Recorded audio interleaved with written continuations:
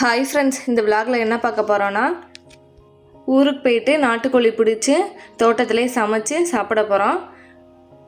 அப்படியே நம்ம பசங்க ஊரில் இருக்க வீட்டில் எப்படி இருக்கிறாங்க, இங்கே கிராமத்துக்கு வந்தோடனே எந்த மாதிரி மாறிடுறாங்க அப்படிங்கிறதையும் நம்ம பார்க்க போகிறோம். வீடியோவை ஸ்கிப் பண்ணாமல் முழுசாக பாருங்கள், அப்போ தான் உங்களுக்கு வீடியோ பிடிக்கும். வீடியோவில் ஒரு இடத்துல நம்மளும் சின்ன குழந்தைங்களாகவே இருந்திருக்கலாம் அப்படின்னு கண்டிப்பாக தோணும் பார்க்குற எல்லாருக்குமே. ஒரு நிமிஷமாவது நீங்கள் உங்களோட சின்ன வயசு குழந்தையில என்னென்ன பண்ணீங்கிறத கண்டிப்பாக ஞாபகப்படுத்துகிற இடம்தான் அது. இந்த வீடியோ பார்க்குறப்ப கண்டிப்பாக சின்ன வயசு ஞாபகங்கள் வரும். இப்போ வாங்க நம்ம வீடியோக்குள்ளே போகலாம். ஊருக்கு போனதையுமே கோழி பிடிக்க ஆரம்பிச்சிட்டோம். கோழியை பிடிச்சிட்டு தம்பி க்ளீன் பண்ணிவிட்டு கறி நறுக்கி கொடுத்துட்டான். நான் கறி சமைக்கிறதுக்கு எல்லாமே ரெடி பண்ணி எடுத்துகிட்டு வந்துட்டேன். தோட்டத்துக்கு எடுத்துகிட்டு வந்துட்டேன். சமைக்கிறதுக்கு பாத்திரமும் வச்சுட்டு வெங்காயம் தக்காளி இஞ்சி பூண்டு பேஸ்ட்டு எல்லாமே போட்டு வதக்கிட்டு கறியை நல்லா அலசிட்டு கறியையும் சேர்த்து இப்போ வதக்கிட்டுருக்கேன். இங்கேயும் நாட்டுக்கோழி சித்தி வீட்டில் செஞ்சது மாதிரி தாங்க செஞ்சுருக்கேன். சித்தி அங்கே எப்படி செஞ்சாங்களோ அதை பார்த்துட்டு நான் இங்கே அதே மாதிரி நான் செஞ்சேன். சின்ன வெங்காயம்லாம் நிறையா போட்டு நாட்டுக்கோழி குழம்பு வச்சுருந்தேங்க. சூப்பராக இருந்தது. தோட்டத்தில் சமைக்கும்போது மனசுக்கு ஒரு சந்தோஷமாகவும் திருப்தியாகவும் இருந்ததுங்க. நம்ம தோட்டத்தில் சமைக்கிறோன்ற ஒரு சந்தோஷம் இருந்தது. பசங்களை அங்கே கொண்டு போய் விட்டதும் பசங்களை கையிலே பிடிக்க முடியல. ஆளாளுக்கு ஒவ்வொரு சைடு ஓடிட்டாங்க. அந்த அன்னைக்கு பார்த்திங்கன்னா வெயிலும் அடித்தது, நல்லா வெயிலும் அடித்தது, மழையும் வர மாதிரி இருந்தது. சமைச்சு முடிக்கிறதுக்குள்ள மழை வந்துடுது என்னமென்ட்டு வேக வேகமாக சமைச்சிட்டு இருந்தாங்க. விறகடுப்பில் இந்த மாதிரி காத்தோட்டமாக சமைச்சு ரொம்ப நாளாகுதுங்க. இன்றைக்கி காத்தோட்டமாக நல்லா ஜாலியாக சந்தோஷமாக சூப்பராக சமைச்சாச்சுங்க விறகடுப்பில். கறி வெந்துருச்சுங்க. இப்போ மஞ்சத்தூள் போட்டுக்கலாம். மூடி வச்சு ஒரு 10 நிமிஷத்துக்கு வேக வச்சு எடுத்துக்கலாம். அதுக்கப்புறம் மசாலாலாம் சேர்த்துட்டு குழம்பு கூட்டி வச்சிடலாம். நாங்கள் இன்றைக்கி பிரியாணி செய்கிறது தாங்க பிளானு தோட்டத்தில். ஆனால் என் தம்பி பசங்களும் நீ போன வாரம் சித்தி வீட்டில் நாட்டுக்கோழி குழம்பு சாப்பிட்டியல, எங்களுக்கு செஞ்சு கொடு அப்படின்னு சொல்லிட்டாங்க. கடைசியில் பிளான் மாறிடுச்சு. போன வாரம் சித்தி வீட்டுக்கு நான், ஹஸ்பண்டு, குட்டி பையன், நாங்கள் 3 பேர் தாங்க போயிருந்தோம். பெரிய பசங்க 2 பேர்த்தையும் தம்பிகிட்ட விட்டுட்டு போயிட்டோம். அதனால் இந்த வாரம் எங்களுக்கு செஞ்சே கொடுங்கன்ட்டானுங்க. அதனால தான் இன்றைக்கி செஞ்சிட்ருக்கோம்.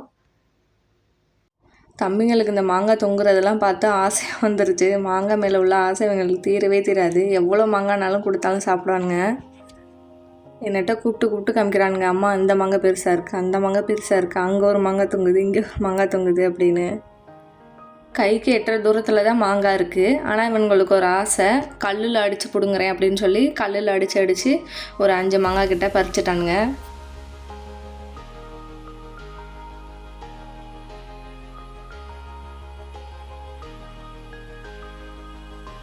இங்கே பாருங்கள், இவனை ஆலமரத்து விழுதில் தானே எல்லோரும் தூரி ஆடுவோம். இப்போ பாருங்கள், நான் தென்னை மட்டையிலேயே நான் ஆடுறேன் அப்படின்னு சொல்லிவிட்டு அவன் ஆடிட்டுருக்கான். இப்படி ஆடுறதை பார்த்துட்டு எனக்கும் ஆசை வந்துருச்சு. நான் ஆடலான்னு போனேன். அப்புறம் பயமாக இருந்துச்சு, மட்டைக்கிட்ட இங்கே நம்ம தலையில் எது விழுந்துருது என்னமோ. அதை விட முக்கியம், நம்ம கோழி குழம்புல விழுந்து கோழி குழம்புலாம் மண்ணில் கொட்டிச்சுன்னா போச்சு அப்படின்னு சொல்லிட்டு போகலை. நமக்கு என்ன இருந்தாலும் இல்லாட்டியும் நமக்கு சாப்பாடு தானே முக்கியம். அதனால் நான் வந்துட்டேன். இந்த தென்னை மரத்தை பார்த்திங்களா, நல்லா வளைஞ்சு சேஃபில் இருக்குது. இந்த மரத்தையும் நம்ம பசங்க விடலைங்க. எப்படி வளைஞ்சிருந்தாலும் சரி, நாங்கள் ஏறாமல் விட மாட்டோம் அப்படின்னு பாதி வரைக்கும் ஏறிட்டாங்க. இங்கே அப்படியே திரும்பினீங்கன்னா இங்கே ஒரு மரம் பாருங்கள். ரொம்ப அன்போட என் மேலே ஏறலாம் வேணாம், நடந்து உங்களுக்கு வேணுங்கிற இளநீ தேங்காய்லாம் பறிச்சுக்கோங்க அப்படின்ற மாதிரி படுத்துக்கிச்சு பாருங்கள். படுத்துக்கிட்டே நின்றுட்டுருக்கு. அங்கே ஒரு தென்னை மரம் சேஃபில் பார்த்தோம். இங்கே ஒரு தென்னை மரம் சேஃபில் பார்த்துருக்கோம். இந்த சைடு வந்தோன்னா தென்னை மரம், மாமரம், எலுமிச்சம்பழ மரம் இதெல்லாம் இருக்குது. தம்பிங்க போயிட்டு வீடியோ எடுத்துகிட்டு வந்தாங்க.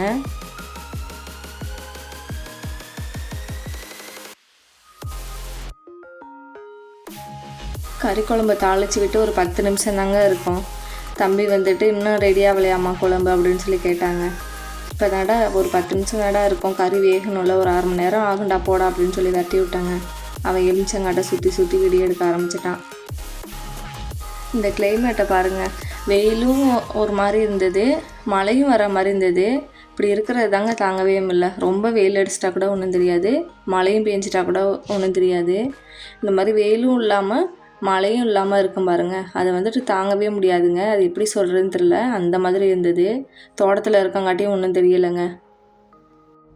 இப்போ கறி வெந்துருச்சு. வெங்காயம் தக்காளி வதக்கி அரைச்சி வச்சுருந்தேன், அதை வந்துட்டு உள்ளே சேர்த்துட்டு கலந்து விட்டுட்டு, இப்போ மிளகாய்த்தூள் 2 ஸ்பூனு, மல்லித்தூள் 1 ஸ்பூனு, நாட்டுக்கோழி குழம்பு மசாலா அது ஒரு பாக்கெட்டை சேர்த்துட்டு உப்பெல்லாம் செக் பண்ணிவிட்டு கலந்து விட்டுட்டு தண்ணி, குழம்புக்கு தேவையான தண்ணியும் சேர்த்துட்டு மூடி வச்சு ஒரு 10 நிமிஷத்துக்கு குழம்பு கொதிக்க விட்டுட்டாங்க. தேங்காயெலாம் எதுவும் அரைச்சி ஊற்றலை, இந்த வெங்காயம் தக்காளி வதக்கி அரைச்சி ஊற்றுனது மட்டும்தான். லைட்டாக லாஸ்ட்டில் கொஞ்சமாக புளி சேர்த்துக்கிட்டேன். அவ்வளோதாங்க, நம்மளோட நாட்டுக்கோழி குழம்பு ரெடி ஆயிடுச்சு. குழம்பு ரெடி ஆனதும் வீட்டுக்கு இறக்கிட்டு போயிட்டாங்க. ஏன்னா மழை வர ஆரம்பிச்சிருச்சு, ஒவ்வொன்றும் தூத்தல் போட ஆரம்பிச்சிருச்சு. பசங்க போயிட்டு கிணத்துல குளிச்சுட்டு வந்துடலாம் அப்படின்ட்டு கிணத்துக்கு வந்துட்டானுங்க. பசங்க இன்ன வரைக்கும் இந்த கிணத்துக்கு வந்ததில்லை. தம்பிங்கள்ட்ட சொல்லி வச்சுருந்தோம், இங்கே ஒரு ஸ்விம்மிங் பூல் இருக்குடா, சூப்பராக இருக்கும் அப்படின்னு சொல்லியிருந்தான். அவனுங்க வந்துட்டு படத்துலலாம் வரும்ல ஸ்விம்மிங் பூலு, அந்த மாதிரி இருக்குன்னு நினச்சிக்கிட்டானுங்க போல். இங்கே கிணத்த காமிச்சோன்னே கிணறா அப்படின்னு சொல்லி ஒரு மாதிரி கேட்டானுங்க. ஃபஸ்ட்டு கிணத்துல இறங்கும்போது அவங்களுக்கு ஒரு மாதிரி இருந்தது, பயமாக இருந்த மாதிரி இருந்தது. அப்புறம் இறக்கி விட்டு நீச்சல் அடிக்க விட்டோன்னே அவனுங்க கொஞ்சம் குஷி ஆகிட்டானுங்க. பெரியவங்க 2 பேரும் நல்லா பயப்படுறானுங்க. இந்த குட்டீஸ் அது பாட்டுக்கு இறங்குதுங்க, படி கூட கொஞ்சம் சரியில்லை, அது பாட்டுக்கு இறங்குது. பிடிச்சிட்டு மாமா நான் வரேன் அப்படின்ட்டு என் தம்பிக்கிட்ட இறக்கிட்டு சொல்லி வருது நீச்சல் அடிக்கிறதுக்கு. ஹரிக்குட்டியும் எங்கள் பாப்பா, எங்கள் அண்ணன் பொண்ணு, அதுவும் பயமே இல்லைங்க. அது ரெண்டும் அதுக்கு பாட்டுக்கு போதுங்க, ஆள் இல்லாதப்போ கூட இறங்கிருங்க போல அப்படின்னு சொல்லி நாங்கள் பேசிகிட்டு இருந்தோம். எங்கள் பாப்பாவை பாருங்கள், சிரிச்சுக்கிட்டே தான் இருக்கும் கிணத்துக்குள்ளே இறங்க, அது துளி கூட பயமே இல்லை.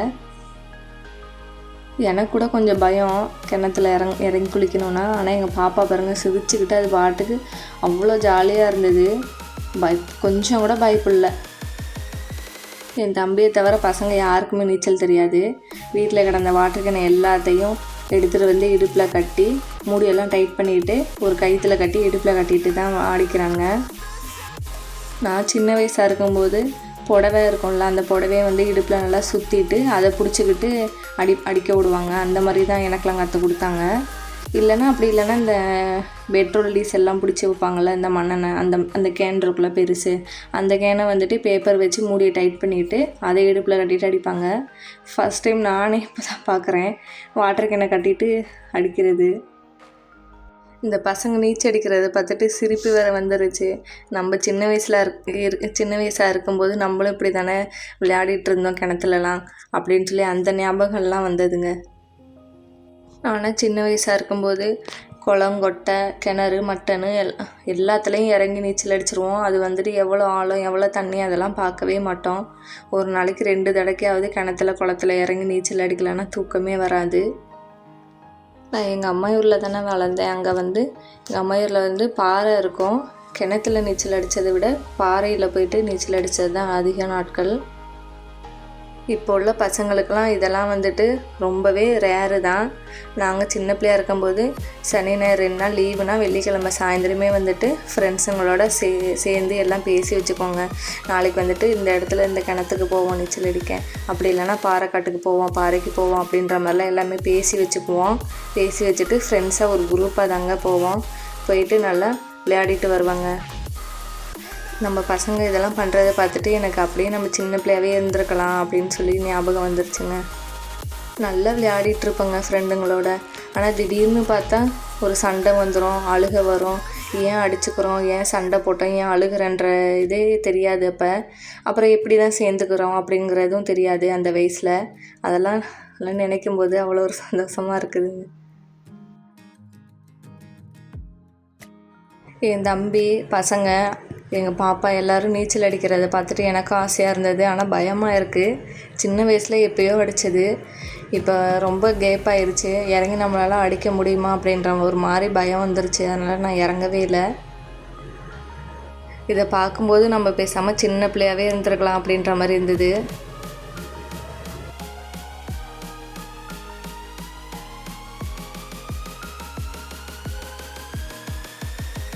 எங்கள் பாப்பாவை பாருங்கள், எங்கள் பாப்பாவை பார்க்க நான் என்னை சின்ன வயசில் பார்த்த மாதிரியே இருக்குது. போர் மோட்ரு ஓடிட்டுருக்கு. அதில் வந்துட்டு இந்த தண்ணி பீச்சிட்டு அடிக்குது பார்த்திங்களா, அதில் கொண்டுட்டு போய் விடுங்க சித்தப்பா அப்படின்னு சொல்லி என் தம்பியை பாருங்கள் என்ன பாடு படுத்தி எடுக்குதுன்னு. சவரில் குளிக்குதான். இது இப்போ எங்கள் பாப்பாவுக்கு வந்து இது சவரமா. எல்லாருக்கும் பாத்ரூமில் தான் சவர் இருந்து பார்த்துருப்போம். எங்கள் பாப்பாவுக்கு கிணத்துல சவர் பாருங்கள். எங்கள் பாப்பா வயசுக்கு எவ்வளோலாம் யோசிக்குதுன்னு பாருங்கள். ஒரு 2 மணி நேரம் 3 மணி நேரமே இருக்குங்க. போதும் பாப்பா ஏஞ்சி வா கிளம்பலாம், மழை வந்துருச்சு அப்படின்னு சொன்னாலும் கேட்கல. இன்னும் கொஞ்சம் நேரம் அப்படின்னு சொல்லி நான் நீச்சல் அடிக்கிறேன் அப்படின்னு சொல்லிட்டு அடிச்சிட்ருக்கு. மேலே வரவே மாட்டேன்ருச்சு.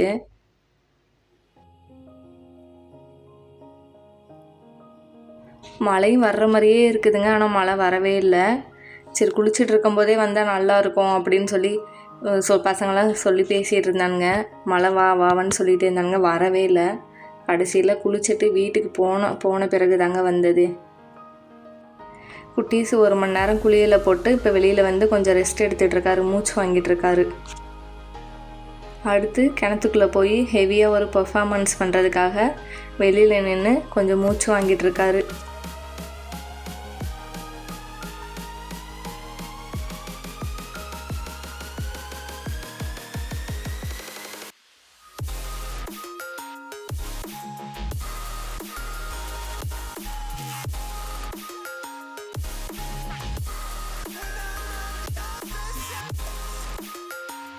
நம்ம பசங்க கிணத்துல நீச்சல் அடிக்கிறத பார்த்துட்டே இருந்தாலும் இந்த சைடு திரும்பும்போது அங்கே ஒரு மாங்காய் அப்படியே இந்த மாங்காயை பார்க்கும்போது ஆசையாக இருக்குதுங்க.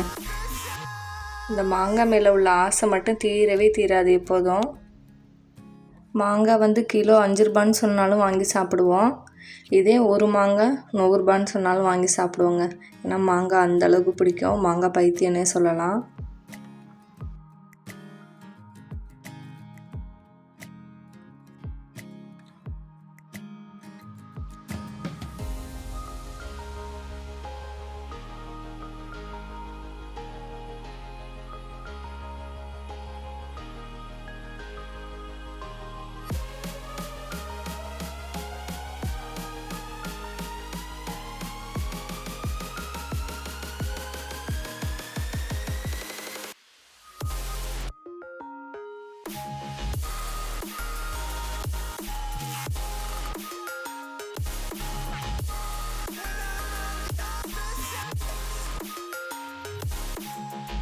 ரக்ஷித்து ரொம்ப நேரமும் கிணத்துக்குள்ளே போகவே இல்லை, வெளியில் நின்று பார்த்துக்கிட்டு இருந்தான்.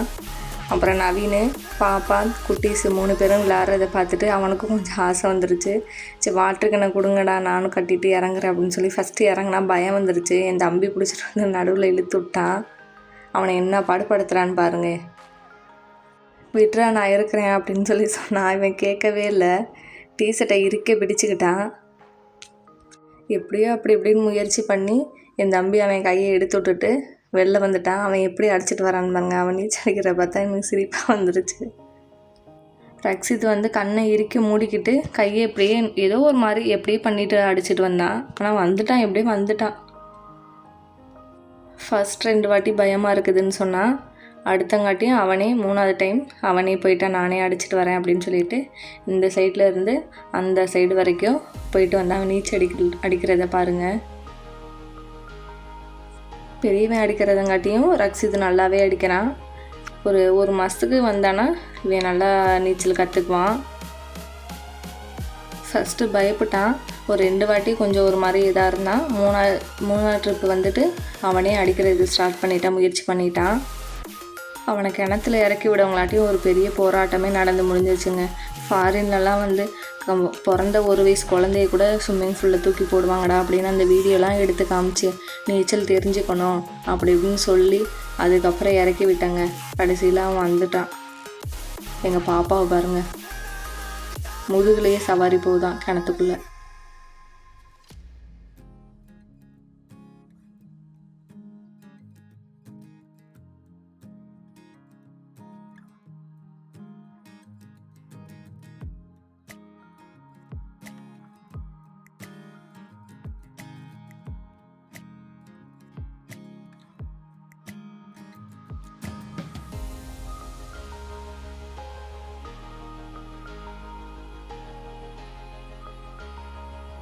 பசங்க 3 மணி நேரத்துக்கு மேலேயே கிணத்துக்குள்ளே நீந்திட்டு இருக்கானுங்க. வெளியில் வாங்கடா போதும் சளி பிடிச்சிக்கும் அப்படின்னு சொல்லிலாம் சொன்னேன்.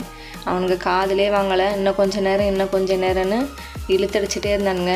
வெளியில் வர்றதுக்கே மனசு இல்லை அவனுங்களுக்கு. ஃபஸ்ட்டு இறங்குறப்ப பயந்தானுங்க. இப்போ வெளியில் வர்றதுக்கே அவங்களால முடியலை. இப்போ பாருங்கள், குட்டீஸுக்கு இடுப்பில் வாட்டர் கேனை கட்டி விட்டு என் தம்பி என்னென்ன பண்ணிகிட்ருக்கான்னு. குட்டீஸ் இடுப்பில் வாட்டர் கேனை கட்டி கிணத்துக்குள்ளே விட்டோன்னே சல்லுன்னு மிதக்க ஆரம்பிச்சிருச்சு. அவன் பாட்டுக்கு போக ஆரம்பிச்சிட்டான். ஒரு வழியாக எல்லாத்தையும் இழுத்துட்டு வீட்டுக்கு வந்தாங்க. உள்ளே தான் வாசப்படியில் தான் காலை வச்சோம். மழை வந்துருச்சு. 1 மணி நேரங்கிட்ட நல்ல மழைங்க. இப்போ ஸ்டார்டிங் தான். அப்புறம் இடி இடிக்க ஆரம்பிச்சிருச்சு. அதனால் நாங்கள் ஃபோனை ஆஃப் பண்ணிட்டோம். வீடியோ எடுக்கலை. இன்றைக்கி நல்ல மழைங்க, சரியான மழை, சூப்பராக இருந்தது. கிணத்துல நல்ல குளியலை போட்டுட்டு இந்த மழையோட மழையாக சுட சுட சாதத்தில் நாட்டுக்கோழி குழம்பு ஊற்றி சாப்பிட்றதுக்கே அவ்வளோ ஒரு அருமையாக இருந்ததுங்க. தோட்டத்திலே வச்சு சாப்பிட்றதா தான் இருந்தோம். குளிக்க போயிட்டு வந்ததுலேயே லேட் ஆயிடுச்சு. மழையும் வந்துருச்சு. அதனால் வீட்லேயே உட்காந்து எல்லாம் சாப்பிட்டோங்க. பசங்களோட எல்லாமே சேர்ந்து சாப்பிட்டோம். சூப்பராக இருந்தது.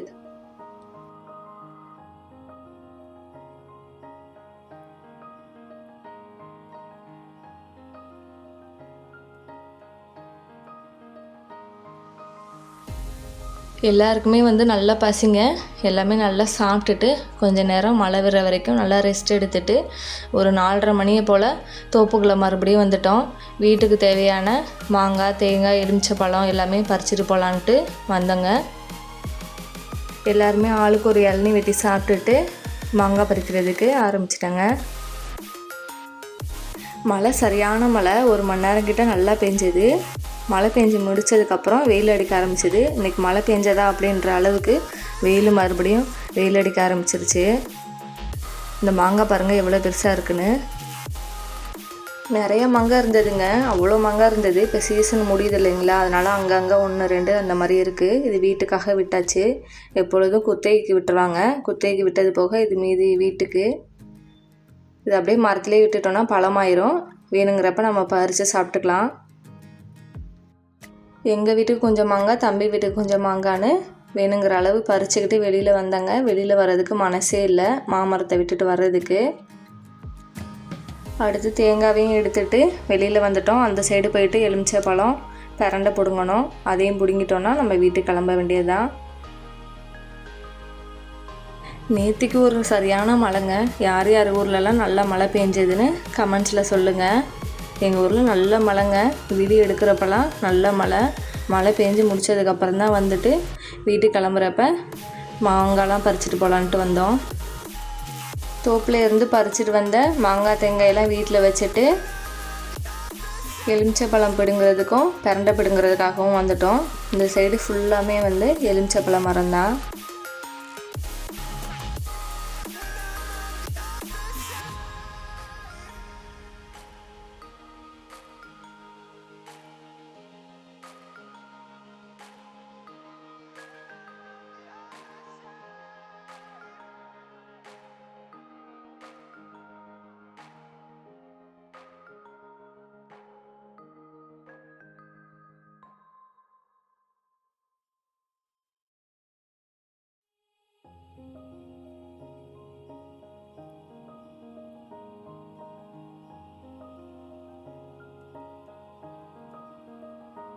எலுமிச்சப்பழ தோப்புக்குள்ளே வந்தாச்சு. வீட்டுக்கு தேவையான எலுமிச்சப்பழத்தை பொறுக்கிட்டு கிளம்பிடலாம். ஏன்னா அடுத்த மழை வர்ற மாதிரி இருக்குது.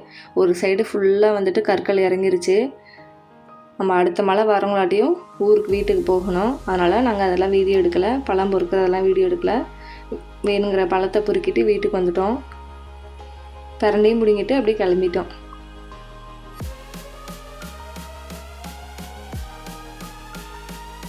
அங்கே ஒரு குட்டி குதிரை இருந்தது. அந்த குதிரை மேலே தம்பிங்க சவாரி செஞ்சானுங்க.